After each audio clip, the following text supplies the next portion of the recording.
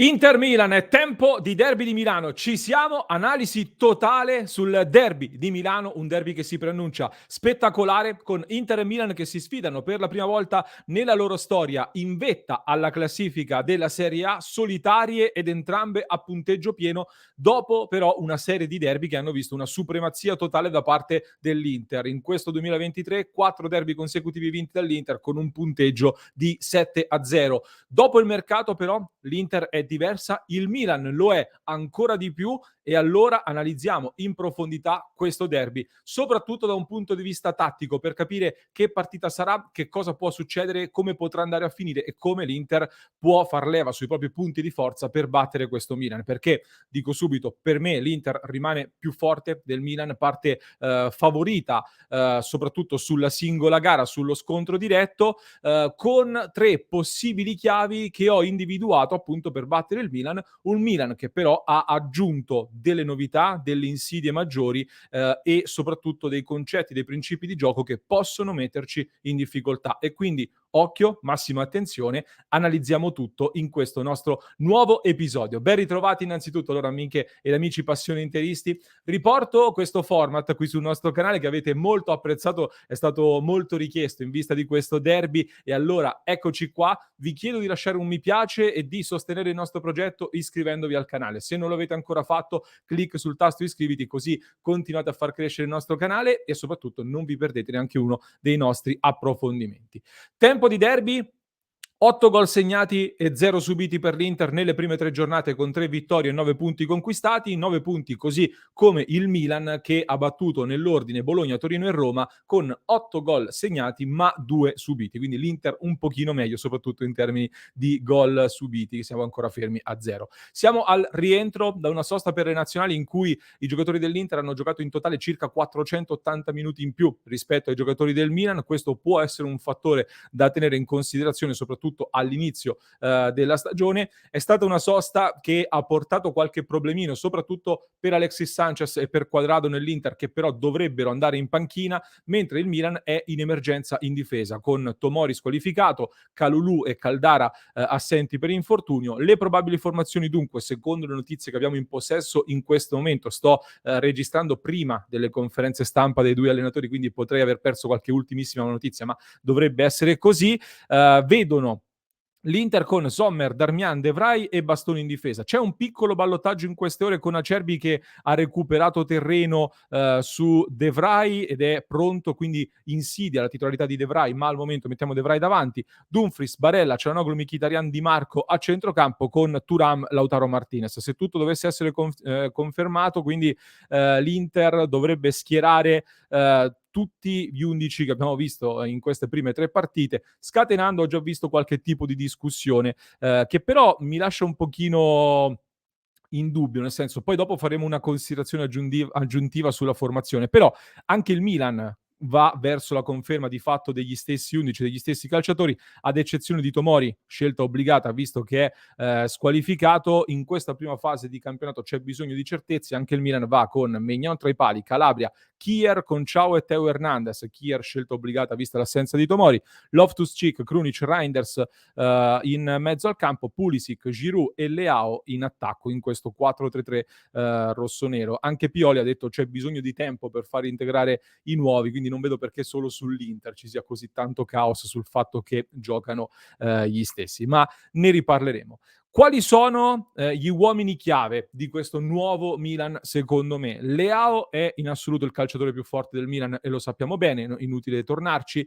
Teo Hernandez però per me è quello che più di tutti riesce a trascinare anche emotivamente i compagni di squadra, quindi il termometro di questo Milan nel derby secondo me sarà molto Teo Hernandez. Non a caso nei 4 derby che abbiamo vinto in questo 2023 Teo Hernandez ha fatto oggettivamente molto male. Maignan poi è uno dei migliori portieri in circolazione, non c'è bisogno che lo dica io. Se vogliamo considerare degli outsider, dei nomi che possono passare un po' più inosservati, un nome da tenere in considerazione su tutti è Krunic, un giocatore che per Pioli è diventato fondamentale, è l'equilibrista vero e proprio in questa squadra davanti alla difesa. e da lui passeranno e passano tanti palloni, a maggior ragione senza Tomori in campo. È un elemento fondamentale per il Milan per dare equilibrio ad una squadra che da metà campo in su è molto pericolosa, ma dietro qualche spazio lo lascia e può avere delle difficoltà. Arriviamo quindi alle chiavi tattiche di questa gara. Come sempre, per chi ci segue lo sa, maggiori approfondimenti ulteriori li porteremo in diretta, soprattutto durante il commento della partita. In questo video di presentazione e di preparazione alla gara vi do dei concetti chiave, soprattutto e le situazioni più importanti, senza andare sui 50 minuti di video e di podcast per poter spiegare tutto. Quindi come sempre mi piace darvi 3 parole chiave per contestualizzare l'avversario dell'Inter, per contestualizzare in questo caso il gioco del Milan e per confermarvi come il Milan è cambiato rispetto all'anno scorso. Stavo ripensando all'ultimo derby quando le mie 3 parole chiave erano, se non sbaglio, grinta, velocità e dribbling. Mi sembra di ricordare queste 3 parole che avevo utilizzato e a testimonianza del fatto che questo Milan è molto diverso, oggi secondo me per descriverlo è più giusto parlare di muscoli, movimento ed imprevedibilità, se vogliamo disegnare un identikit di questa squadra. È una squadra che ha aggiunto chilogrammi e centimetri, scenderà in campo una formazione più alta e di sicuro più pesante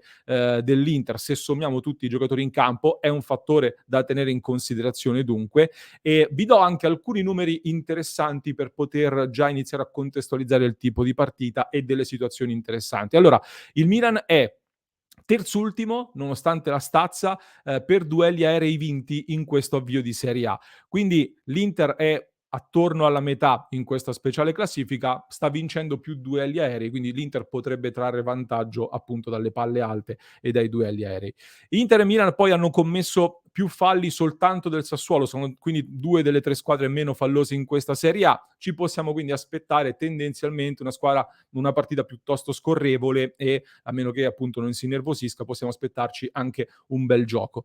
Poi l'Inter fin qui ha tirato il doppio rispetto al Milan, ma entrambe hanno lo stesso numero di tiri in porta per partita. Quindi che significa? Significa che il Milan è molto più preciso finora nelle conclusioni, è la squadra più precisa in Serie A per rapporto tra tiri in porta sul numero totale di tiri. Questo perché hanno uno sviluppo di gioco e una finalizzazione che porta o comunque tende a portare la squadra la maggior parte delle volte a calciare da dentro l'area di rigore, spesso addirittura da dentro l'area piccola, quindi solo una percentuale davvero minore dei tiri del Milan arriva da fuori area. Ciò significa quindi che proprio il gioco del Milan è costruito in modo da portare l'azione a concludersi dentro l'area di rigore e il Milan ha le qualità per dialogare bene negli ultimi metri finali e per arrivare con qualità dentro l'area e permettere ai giocatori offensivi di mettersi nelle condizioni di calciare in porta. Un'altra cosa interessante da notare è che l'Inter anche quest'anno, come ormai avviene sempre, è ultima in Serie A per dribbling sia tentati che riusciti. Il Milan molto spesso era all'opposto o comunque ai primissimi posti di questa speciale classifica. Al momento invece il Milan, dopo le prime giornate di campionato, è settima in Serie A, è settimo in Serie A per numero di dribbling. Questo secondo me ci dà una conferma ulteriore quindi di questa nuova natura, di questo Milan che è cambiato e di alcune cose che ho potuto analizzare e che andiamo a vedere adesso con la nostra lavagna tattica che vi piace sempre molto. Lavagna tattica dove ho schierato, per chi ci segue in video, ovviamente il Milan in maglia nel pallino rosso da sinistra verso destra, l'Inter nei pallini blu da destra verso sinistra. Ho selezionato quindi le probabili formazioni che stanno circolando in questo momento e quali sono allora gli spunti che possiamo analizzare in questo Milan partendo da come il Milan costruisce e controlla il pallone? Allora, la prima cosa da notare, come vi dicevo, molto spesso avevamo avuto la sensazione, confermata dai dati e da quello che abbiamo visto, che il Milan si affidasse forse anche troppo alle giocate individuali, soprattutto di Leao e Theo Hernandez. Quest'anno ha cambiato pelle, ha aggiunto soprattutto delle varianti di gioco e mi spiego. Molto spesso il Milan è stato devastante con l'aggressione a recuperare palla alta, ovvero se la squadra avversaria costruiva costruiva con i propri difensori, l'aggressività soprattutto del trequartista, che poteva essere spesso Krunic, e in generale di tutti i giocatori, anche Tonali quando c'era, portava all'errore, riconquista palla e subito in porta. Oppure un'altra delle armi, come dicevo, in campo aperto sulla sinistra erano micidiali sia Theo Hernandez che Leao con le loro qualità, soprattutto quindi sulla corsia di sinistra. Questo ha comportato però due problemi al Milan. Intanto una percentuale di prevedibilità comunque, visto che la fascia destra non era così forte fino alla scorsa stagione e quindi molto spesso bastava limitare la sinistra per poter disinnescare un pochino il Milan. Poi l'altro problema è che contro difese ben schierate che facevano tanta densità e buona copertura soprattutto sul lato sinistro, molto spesso ecco Theo Hernandez e Leao comunque rischiavano, o comunque il Milan rischiava di finire imbrigliato, soprattutto se i due elementi migliori non erano al 200%. Ora, con Pulisic a destra, hanno aggiunto un giocatore di grande qualità, sicuramente più forte di quelli che c'erano prima, ma che soprattutto è un giocatore molto bravo sia nell'uno contro uno, ma anche e soprattutto nei movimenti, a partire da lontano, a dialogare con Giroud, in particolar modo, che gestisce un buon numero di palloni per fare le sponde e permettere quindi a Pulisic di inserirsi con grande qualità. Lo sa fare molto bene Pulisic, di passare e buttarsi dentro negli spazi, ma anche Reinders, che è un altro giocatore che si muove molto, così come Loftus-Cheek, che si alza tantissimo per andare a creare densità, e in generale, anche senza toccare i palloni, sia Reinders che Loftus-Cheek cercano di generare superiorità numerica e di andare a creare quindi tra le linee del disturbo ai vari giocatori, per permettere sia a Pulisic che a Leao soprattutto, che sono giocatori più forti e più offensivi, di diciamo beneficiare del caos che genera questa superiorità numerica, questo continuo movimento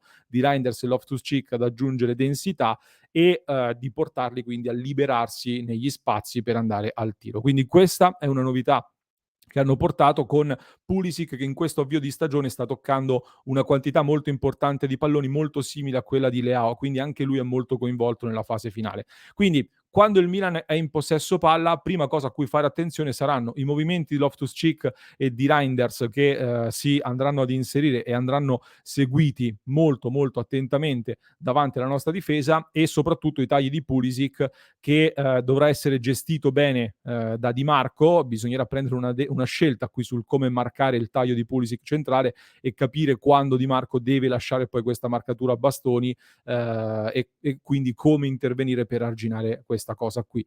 Stessa cosa a destra, per la nostra destra, diciamo sulla loro corsia di sinistra, dove la cosa ovviamente si fa un po' più complicata, considerando anche le qualità nettamente superiori, visto che Theo Hernandez è molto forte. Quest'anno Theo Hernandez sta alternando due tipologie di azioni, due tipologie di gioco.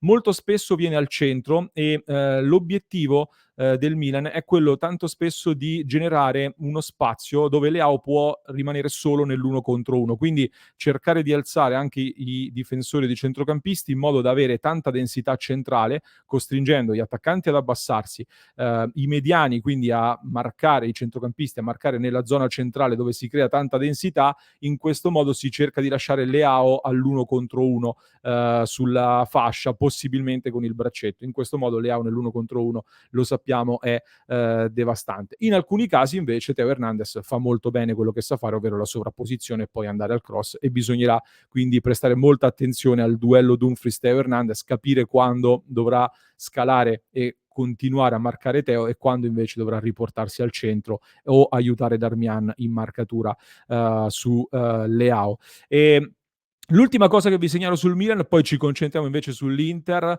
Una differenza interessante, la vediamo già in questa disposizione in parte, che adesso vi sistemo.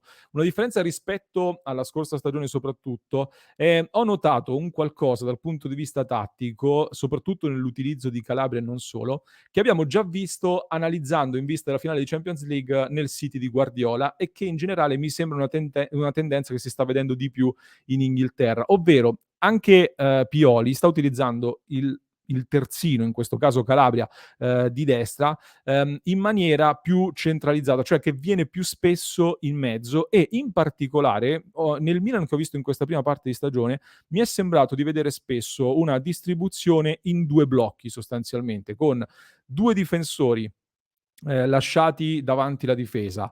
I 2 terzini più Krunic che rimangono a fare gli equilibratori qui in mezzo, quindi un blocco di 5 giocatori difendenti soprattutto, e gli altri 5 invece che si alzano, soprattutto con Loftus-Cheek che si alza molto, ma anche Reinders che poi sarà il primo secondo me a marcare Çalhanoğlu, che vanno ad alzarsi e lasciare quindi i giocatori più qualitativi, più offensivi in fase, d'attacco. In questo modo si genera un 2+3 in difesa e un 2+3 in attacco, dove se si perde palla la parte centrale del campo del Milan è già ben presidiata con 5 calciatori tutti in posizione centrale che fanno molta densità e che quindi spingono la squadra avversaria ad andare sugli esterni.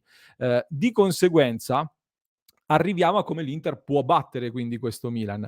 In questo tipo di disposizione, come vi dicevo, se l'Inter recupera palla quando il Milan è posizionato in questo modo e sta costruendo in questo modo, ci sarà sicuramente molto sfogo sulle corsie, quindi l'Inter dovrà essere abile e veloce a recuperare palla, innescare le corsie e poi le mezze ali ad aggiungersi, perché poi si vince sempre o comunque si segna molto spesso quando riesci a creare delle situazioni di parità numerica o di superiorità numerica nei duelli centrali. Quindi sarà importante in questo caso recuperare e innescare velocemente le fasce dove ci sarà modo di guadagnare molto campo. E in generale, quindi, per quello che abbiamo visto nel Milan in questa prima parte di stagione, secondo me lo vedremo anche in fase di possesso, anche quando noi imposteremo palla magari con un ritmo un po' più lento, perché secondo me sarà una gara che si svilupperà molto a fasi, alcune fasi più elettriche, altre fasi più di ragionamento dove dovremo impostare in maniera più ragionata, e in queste fasi comunque il Milan secondo me tenderà a giocare piuttosto stretto e piuttosto corto, in modo da proteggere la difesa, dove il loro principale obiettivo sarà quello di non lasciare Kier agli uno contro uno con Lautaro che soffrirà moltissimo. Quindi il nostro obiettivo invece sarà proprio quello di cercare di allargarli il più possibile o di innescare, ecco, delle situazioni con il cambio campo, con l'inserimento di Barella, della mezzala che potrà andare molto bene, e in generale quindi di sfruttare le corsie e le fasce. Quindi, l'obiettivo principale, sarà quello di creare superiorità numerica, quindi nei duelli in area di rigore con, tutte le armi che abbiamo a disposizione, quindi col gioco da quinto a quinto o con l'inserimento di una delle mezze ali, che sono un po' le nostre armi forti che abbiamo visto sappiamo sfruttare molto bene. A tal proposito, quindi, molti potrebbero dirmi che allora sarebbe il caso di usare Frattesi dal primo minuto, vista la sua grande abilità negli inserimenti e il grande momento di forma. Ci può stare assolutamente, però, faccio una seconda considerazione, quindi quella dello sviluppo sulle fasce, della superiorità numerica era il primo punto con cui battere questo Milan secondo me. La seconda considerazione che faccio è che per me questa partita è una partita che può decidersi sui cambi, soprattutto. Nel senso che a meno di espulsioni, rigori, episodi particolari che cambiano l'andamento della gara, mi aspetto una partita molto tattica ed equilibrata. Quindi magari si va avanti sullo 0-0 a lungo, oppure segnano entrambe e c'è una situazione di equilibrio. Comunque mi aspetto equilibrio, visto anche il momento della stagione e l'importanza della partita. Diversi giocatori secondo me non hanno ancora i 90 minuti delle gambe a questi livelli, sia da una parte che dall'altra, per quella che è l'intensità che mi aspetto ovviamente di questa partita. Per cui in questo tipo di situazione, soprattutto dove dovesse esserci un equilibrio, secondo me poter inserire Frattesi è un lusso che in pochi in Italia possono permettersi e che quindi può avere degli effetti davvero molto molto forti a gara in corso. Soprattutto perché le mezze ali dovranno fare un lavoro molto importante anche in termini di copertura e di attenzione difensiva, e per quanto Mkhitaryan dietro concede qualcosa, secondo me è normale che giochi lui, visto che è da più tempo che è dentro i meccanismi di Inzaghi. Questa è la mia opinione. Terza considerazione poi, questa è un Inter che, come dicevo più volte in questi giorni, secondo me dentro ha 2 anime. Una più qualitativa che può dominare l'avversario e controllare anche il pallone con qualità, un'altra invece più pungente che può andare più verticale. In generale non è cambiata troppo dalla scorsa stagione, quindi sicuramente Thuram e Lautaro possono essere decisivi se riescono, come dicevo, ad allontanare la difesa, Kier soprattutto dall'area di rigore, ed attaccarlo alle spalle ed in campo aperto. Quello può diventare il vero tallone d'Achille del Milan. Per fare questo, secondo me, andando in una chiave un po' più ricercata, sarà molto importante Sommer. Nel senso che questo secondo me sarà il primo vero stress test per Sommer all'Inter. Perché? Di fatto con Thuram e Lautaro l'attacco dell'Inter in termini di compiti, di qualità non è cambiato troppo, quindi loro sanno cosa possono aspettarsi, noi sappiamo cosa possiamo aspettarci e si giocherà in maniera equilibrata. Sommer invece per ora non lo abbiamo ancora testato al 100%. Io son convinto che Giroud verrà molto spesso a lavorare in marcatura, a cercare di interrompere tutte le linee di passaggio, soprattutto per disinnescare Çalhanoğlu in particolare, e su Çalhanoğlu secondo me si alzerà molto Reinders che verrà a pressarlo in questa zona di campo qua. Questa è una soluzione che esporrà il Milan alle nostre ripartenze, se riusciremo ad uscire velocemente da questa situazione di possesso palla, da questa situazione di pressing, e quindi Sommer è un portiere abituato al fraseggio corto, avrà un compito fondamentale di regista da dietro per ripartire veloci, con ordine, cercando appunto di stanare un pochino la difesa rossonera e riuscire tramite Sommer a innescare i giocatori più qualitativi, Çalhanoğlu, Bastoni o anche Di Marco, che dovranno ridurre il più possibile i tempi di passaggio per arrivare sugli attaccanti, cosa che il Milan sta facendo con Calabria spostandolo qui davanti. Anche noi dovremo trovare il modo di ridurre il più possibile i tempi per arrivare agli attaccanti in questo tipo di situazioni, e soprattutto Sommer, quindi in questo per me sarà molto molto importante. Questi sono quindi gli elementi principali che abbiamo a disposizione, questo Milan che mi aspetto di vederlo un pochino più basso e attento. Aggiungo una considerazione finale, un bonus allora, che vuole essere uno spunto, voglio sapere che ne pensate, e si ricollega proprio a quest'ultimo discorso che ho fatto, ovvero così come il Milan ha aggiunto imprevedibilità mettendo Pulisic a destra e rinforzando quindi la finalizzazione anche da quel lato che prima era un lato debole, io son d'accordissimo, capisco benissimo che Darmian sta facendo molto bene ed è un elemento importantissimo. Io sono probabilmente il primo fan di Darmian o uno dei fan più grandi in assoluto, però un'interpretazione, se vuoi fare un'interpretazione di gara più offensiva e più aggressiva anche in termini di messaggio che mandi all'avversario, forse Pavard a destra, un debutto da titolare, potrebbe essere una scelta molto interessante. È vero che far debuttare Pavard, diciamo così, nel derby contro Leao può essere un rischio, può essere pericoloso, ma è un giocatore di grande esperienza, che quindi affidabile. Ti permette soprattutto di avere maggior qualità, ulteriore qualità in più in costruzione, anche a destra, così come ce l'hai già a sinistra, e in questo modo sulle fasce secondo me il Milan può andare in difficoltà sui nostri cambi campo se lo prendiamo quindi dal largo. Considerando poi che Quadrado non è al meglio, Darmian potrebbe diventarti utile per sostituire Dumfries se alla lunga calerà nel duello su Teo Hernandez e puoi mettere una copertura maggiore. Ovvio che quindi se dovesse giocare Darmian sarei comunque contento perché è super affidabile, però vi metto questo spunto. Pavard ti darebbe una alternativa qualitativamente superiore in costruzione, nell'accompagnare anche in attacco un aspetto che può fare la differenza per vincere questo derby. Questo quindi è quello che possiamo aspettarci da questo Inter Milan, secondo me. Fatemi sapere che ne pensate e che partita vi aspettate voi, quindi, ma soprattutto, anzi, son curioso di sapere chi può essere l'uomo derby secondo voi. Quindi scrivetemi nei commenti chi può essere l'uomo derby e poi dopo lo commenteremo, lo analizzeremo. Se questa analisi vi è piaciuta, fatemelo sapere con un mi piace, iscrizione al canale e valutate la possibilità di abbonarvi con il tasto abbonati o di sostenerci con il super grazie per chi ci segue da YouTube. Potete supportare così il nostro lavoro. Aspettiamo il vostro sostegno se vi fa piacere e se apprezzate i nostri contenuti. Io vi lascio anche un altro approfondimento da non perdere. Per chi ci ascolta in podcast trovate il link in descrizione, per chi ci segue su YouTube vi basta cliccare qui.